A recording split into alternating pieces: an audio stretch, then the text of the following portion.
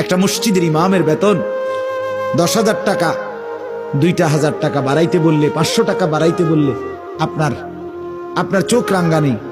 হুজুর টাকা সিন্দালাইছেন, আমরা গরিব এলাকা, এই সেই 900 কথা। অথচ মসজিদের টাইলস বদলাইতে বদলাইতে, মসজিদের ডিজাইন বদলাইতে বদলাইতে, মসজিদের লাইট কারুকাজ, আপনাদেরকে শুধু বলছি না আমি, বদলাইতে বদলাইতে সব ডবল ডবল ডবল ডবল, সব অত্যাধুনিক। কিন্তু বেচারা ইমামের জিন্দিগি, তার জীবনযাত্রা, তার বিবি বাচ্চা পরিবারের সহ তার সংসারটা একেবারে জীর্ণশীর্ণ। এই মানুষটার কোনো কদর নাই, কদর শুধু ইট বালি আর সিমেন্ট আর আপনার গ্লাস দরজার আয়না, এগুলো। এটা ইনসাফ না, এটা ইনসাফ না, এটা ইনসাফ না।